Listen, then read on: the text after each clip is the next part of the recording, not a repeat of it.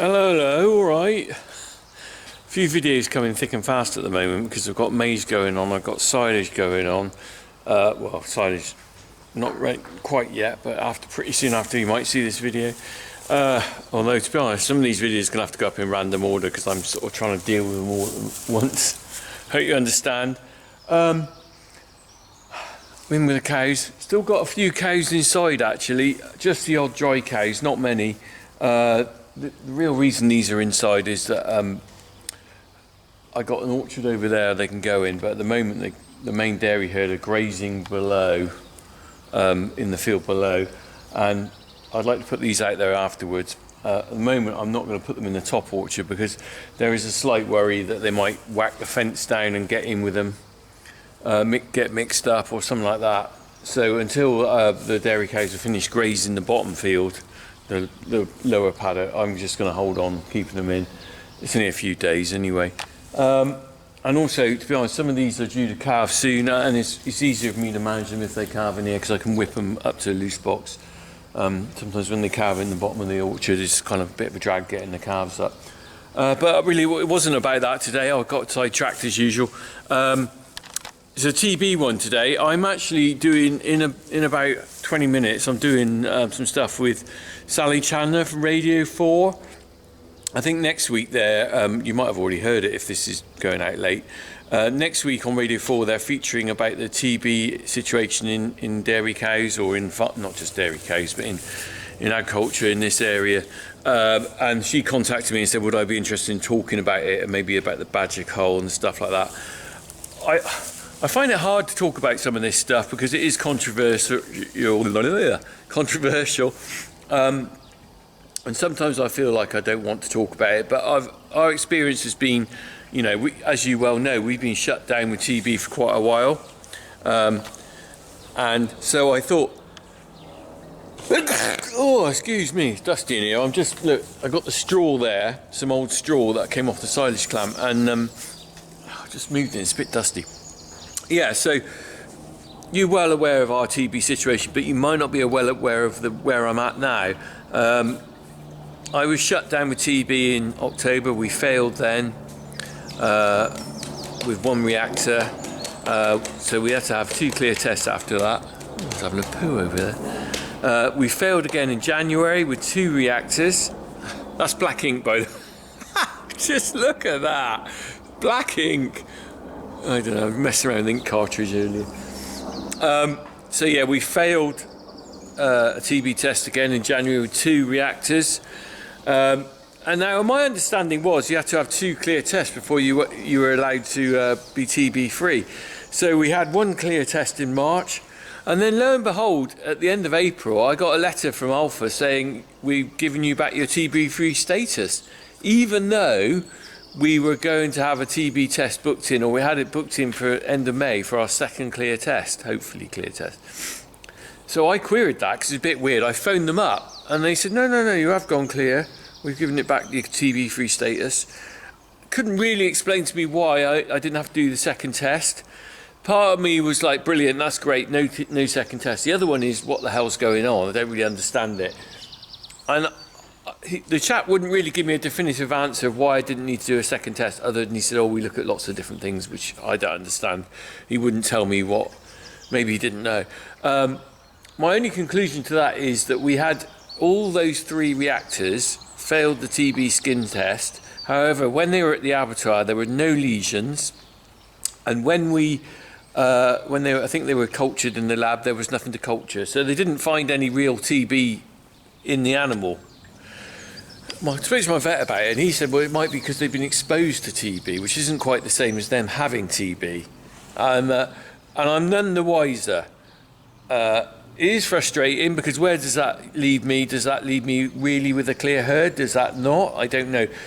The only positive I could say is that those animals, all the rest of the animals, all these here, have in theory passed 3 TB tests in the last 6 months, because they were tested in October, they were tested in January, and they were tested in March. So all of these have had a rigorous testing regime on them and not had TB come up in the skin test.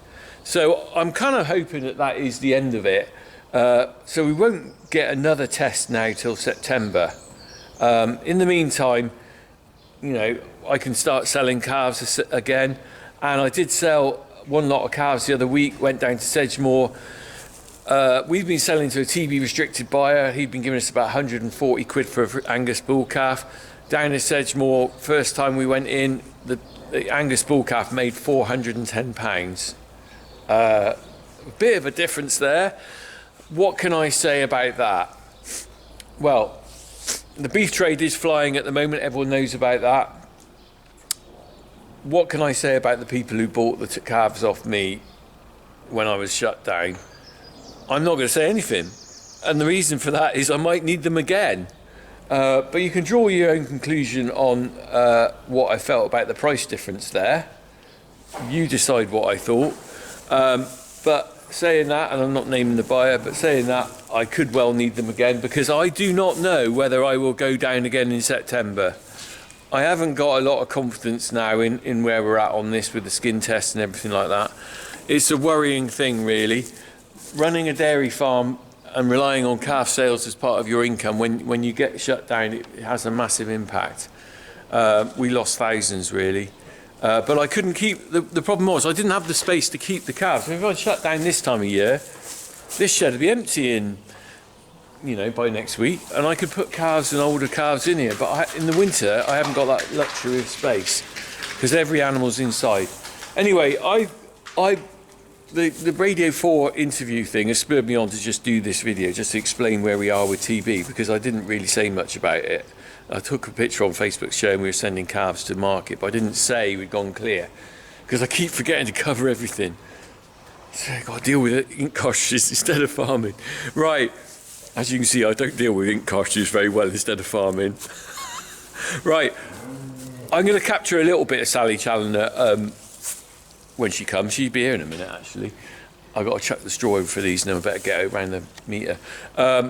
And what I'm going to do is just put on the little bit I did for Radio 4 at the end. I think you really need to probably tune into Radio 4 Farming Today, or look it up on the iPlayer or wherever it is, BBC Sounds, and follow what they're talking about, because I'm only going to just put up the bit I've done, but there's probably quite a bit of interesting stuff. It's probably more interesting if you're up north and you don't have a TB problem and you're testing every 4 years, because very different sort of farming when you've got confidence in not getting TB again, isn't it? Right, let me get on with this and then we'll see Sally.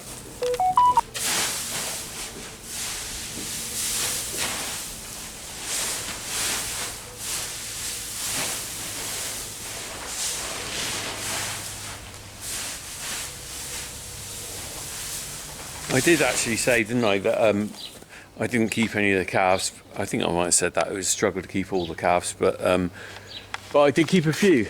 There's a few here that we kept. There's a couple of Anguses over there. There's another Angus over there, I think at the back there, that one there. And there's a Frisian bull calf in there somewhere. Where is it? Oh, maybe that's it there. That's a Frisian bull calf. So I've got 3 Anguses and a Frisian bull calf as well, which we kept on, and we just started putting them in the shed because we thought we'd keep a few, but like I said, space was a problem. Now it's typical, isn't it? They've got a touch of ringworm on them, so I can't get rid of them at the moment. That will go once they get the sunlight on that. The ringworm will disappear. So I'm not too worried about that. We can over summer them. Over summer, is that the right word? Keep them for the summer, and then we'll probably sell them in the autumn. Right, let's wait for Sally. Right, I'm in the field. Sally is here. So Sal, right, I'm not gonna hold you up too long because we've got some more stuff to do. But you're here from Radio 4 Farming Today, I believe. That's right, we're looking at bovine TB all next week. Very controversial. I no doubt we'll get lots of calls and emails. So are you covering it a programme a day, or how are you doing it? So the programme is on every day at 5:45 in the morning, but on BBC Sounds at a more reasonable hour. And we're looking at different aspects each day during the week, and then on our sister programme on a Saturday we kind of round up the whole kind of in the round. It's such a massive subject, isn't it? It is. So I mean, you're coming to me to speak to me as a farmer, but who else are you speaking to in that context? Don't know. You don't know? I don't know. I'm just doing this. So we'll have basically, the government on, no doubt. No doubt we'll have the Badger Trust or someone like that, and maybe talking about vaccination, something like that. Have you done any of that? Yeah. No. What, vaccinations of badgers or cows? Because cows they do. I'd be interested to know about that. Actually, it's kind of like something. I think that's the way it's got to go, really. Yeah. So I've been out before. When I was working on Points West, actually, local telly. I went out vaccinating with a guy, and it was really interesting. So they bait the traps, put the traps out, bait the traps, wait till the badger's in there, vaccinate it, off it goes. They mark it, obviously, so they see who's been So who funds that then? Would that be the government? Government. Would it? Yeah. I mean, if they came to me and said I'd vaccinate, I'd be up for that because it seems the most sensible thing to do, doesn't it? I don't know how often you have to do it. I don't know if you vaccinate and that's it. There's probably a problem with that, isn't it? And also they got new ones born, so you've got to keep this going, haven't you, really? But it seemed, if you know where the badgers are, you set the trap, you mark them when they're done. It was quite painless. Yeah. Well, I think possibly that's the way to go with any infected farm. As soon as you've got long term, really, some sort of solution's got. I'm sorry, I'm taking away from your programme. I'm supposed to be asking the question. Yeah, but I think vaccination coupled with the culling of the cows and maybe because they're not allowed to vaccinate the cows, are they? Not yet. They keep saying, that's 10 years away. Oh, they've been Sal, saying that for do you know what? 50 years. I heard that in 1985 when I was at Hartbury College. We're still saying it now. It's cobblers, we'll say isn't it it? next week. I know. Listen out. I know. Right, listen out. I'm gonna just dop in the bit I've done, but you can go on iPlayer and sounds and stuff and see the rest. Right. Anyway, we're gonna crack on. We've got to go and see some badger sets, and we'll leave the cows here. Let's go down there.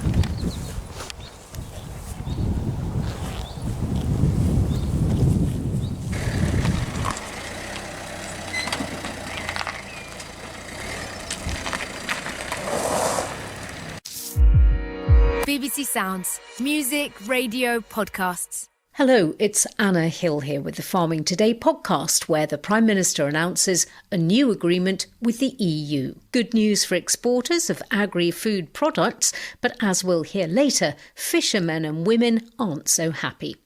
But first, bovine TB, the cattle respiratory disease, is a complicated and long-running story. We're discussing the latest updates all week here on Farming Today.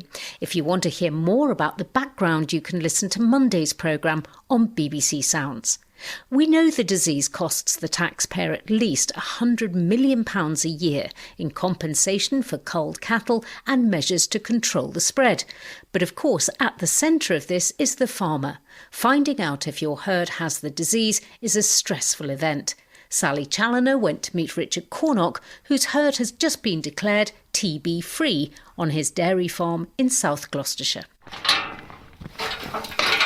This is our herd of British Friesian dairy cows.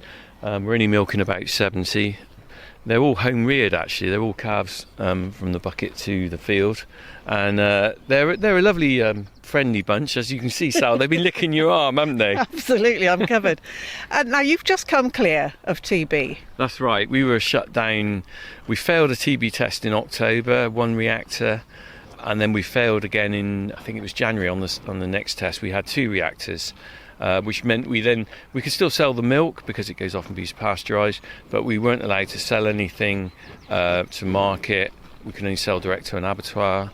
And what the real problem was, we couldn't sell our calves in market. Where do you normally sell them? We normally go to Sedgemoor in Somerset, actually. It's a good market down there, and we send calves every week or every couple of weeks because we calve all year round, so we've got a constant supply of calves coming through. So if you can't sell them there, what happens to those calves? Well, it's something you discover when you're shut down, actually. It was a real problem for us. The timing was awful because come October, I'm sure everyone's aware, all the animals start coming inside. So we didn't really have shed space, and we're not geared up for keeping calves, so we had to find a way of selling them. So what we ended up doing, we sold to a specialist TB buyer who came in and bought the calves off us. Presumably at a lower price. Yeah, this is where the real knock-on was. We lost the value of the cows. We got compensated for that, but what you don't get compensated for is your loss of the calf sales. And it just happened to be at a time when, as probably people are aware, the beef market is really strong, calf prices are really strong, but these buyers don't offer the market price, they offer well below. So we were actually hundreds of pounds worse off every sale, really. And how many cows did you have slaughtered in the end? We had 3 cows slaughtered, and it was very sad to see them go off. Actually, one of them had only just come into the herd, and she just had a first calf. And I felt so sad to send her off, and particularly because when we sold them, they actually came back as no lesions at the abattoir, and culture-wise in the lab, they couldn't find any TB. So I don't know whether that means they didn't have TB. I spoke to my vet, and he said that's possibly means they've been in contact with TB animals rather than maybe had TB. But I'm not a scientist, Talking about contact with animals with TB, badgers. Yeah. The cull, obviously hugely controversial. I know you took part in that, although I know you weren't particularly happy about it. Well, I had reservations about being I'm look around this lovely farm. The wildlife is very important to me, and I wasn't really particularly keen on being part of the cull. But if we're going to do anything together as farmers, we've got to stick together, and I felt it was important to be part of the process, if you like. There is a badger set just over there. We can go and have a look. Look like they've gone. Yeah, there's a lot of leaves in not any sign in of the really entrance, fresh isn't it? activity. No, they look a bit This dried was up. the badger set. It's quite extensive, though, isn't it? It's huge. Gosh, massive. Whatever happens with this cull, the population will recover from it because it always does. And you were saying that TB is rife anyway in this All round area. here, it's not a case of if I get TB on the farm, it's when. Richard Cornock there, and tomorrow we'll be hearing about a project to vaccinate badgers against TB and speaking to the Badger Trust.